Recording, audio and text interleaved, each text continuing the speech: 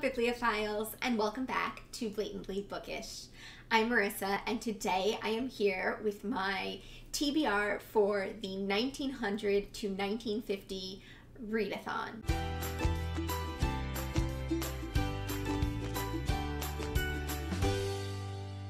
So Katie from Books and Things is hosting this fantastic readathon all about works written from 1900 to 1950, and there are quite a few books on my shelves even from that time period that I haven't read yet, and some that I also have. So I went through my shelves, I culled them. You can actually see that shelf was where most of them were. It is a little dilapidated and pathetic looking at the moment, but that's okay. I have stacks of books sitting in front of me, and I've narrowed down my TBR a little bit, but it still has some further narrowing to go. An author who is becoming an absolute favorite of mine, who also coincidentally wrote during this time period, is E.M. Forster. I've read Howard's End and A Passage to India.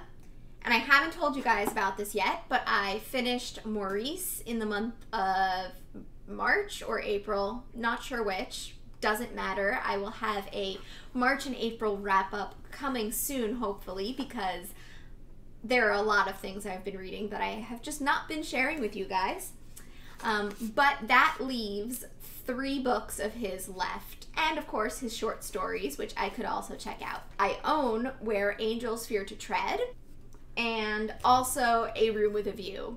And I will likely be picking one of those up in the month of May. He also wrote The Longest Journey, which I think I can get an e-copy of, so we will see. Next up is an author that I would like to give a second chance.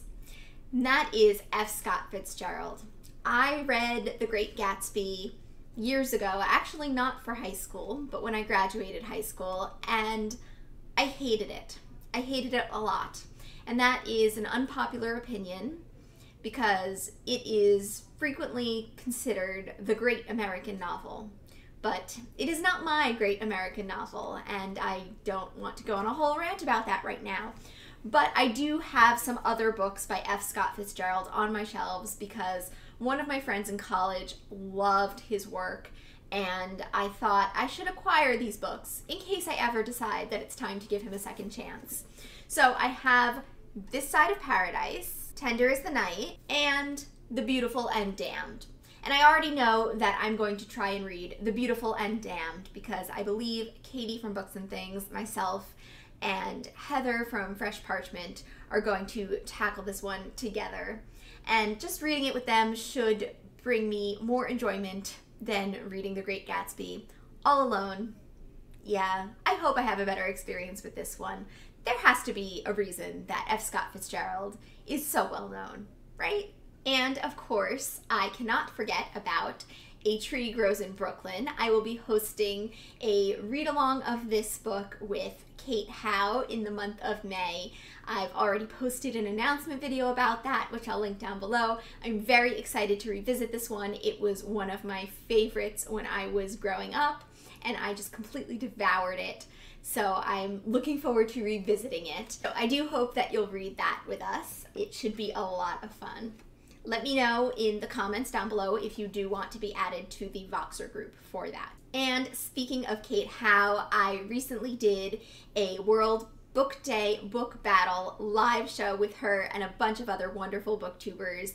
And the winner of that book battle, which we're going to do a read-along of, is Miss Pettigrew Lives for a Day. Now, we're doing the read-along in the second week of June 5th through 11th, and having a Zoom discussion on June 12th. It's a little after this readathon, but if I am too eager to wait, I might pick this one up in the month of May. And if you would like to, you can feel free to read this in the month of May, discuss it with us in June, and use it as part of this readathon. Another book that I pulled off of my shelves is The Glass Menagerie by Tennessee Williams. This is a play. Tennessee Williams is a playwright, and it was first performed in 1944. So it definitely fits the bill for this readathon, and I think that there's actually a challenge. One of the challenges is specifically to read a book that's not a novel. So this one's a play, and Tennessee Williams wrote plenty of other plays. I think some of them were actually written after 1950, but like I said, this one definitely fits in with this readathon. I've read it before a long time ago, and I don't remember too much about it, but I enjoyed it. It dealt with the South, mother-daughter relationships, little glass figurines, and gentlemen callers. That is what I remember about this. So clearly it's time for a reread. Another author I love who fits this category of books written in 1900 to 1950 is, of course, the Queen of Crime herself, Agatha Christie. So I happen to have this book on my shelves. There are plenty of other Agatha Christie books that I have access to on ebook or audiobook, and it would be wonderful if I could read an Agatha Christie book in the month of May. Which one, you ask? I don't know. If you have suggestions of which Agatha Christie book I should read next, please do leave them in the description box down below. It will help me narrow down my TBR considerably. So an author who would be new to me would be Evelyn Wood, and he also wrote during this time period. I have Vile Bodies on my shelves. I don't know much about this author. I think he's most famous for Brideshead Revisited, which I also haven't read. And for some reason, I always mix him up with Edith Wharton. They have the same initials. They wrote during the same time period. It makes sense. I think they're very different authors though. So I should probably pick up some Edith Wharton as well, and hopefully stop confusing the two of them. So those were all the books in my TBR stack. I do, however, have some more books I want to share with you that I've already read, that I just pulled off my shelves and would highly recommend for this readathon. First up are these two books. We've got Precious Bane by Mary Webb and Maurice by E.M. Forster. And these are two very different books, but the reason why I'm bringing them up together is because I read them both recently. I read Precious Bane in the month of March, and Maurice, I believe, at the end of March, beginning of April. So I'll be discussing these two books in greater detail in a future video. But if you are a little skeptical about this time period, but you love earlier works, love books set in the, I believe, early 1800s, Precious Bane might be a good pick for you.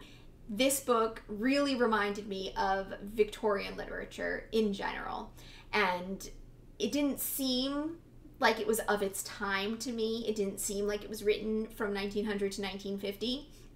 So if you're a fan of Victorian literature, historical fiction, things like that, you might like to pick up Precious Bane by Mary Webb. I'd also like to recommend I Capture the Castle by Dodie Smith.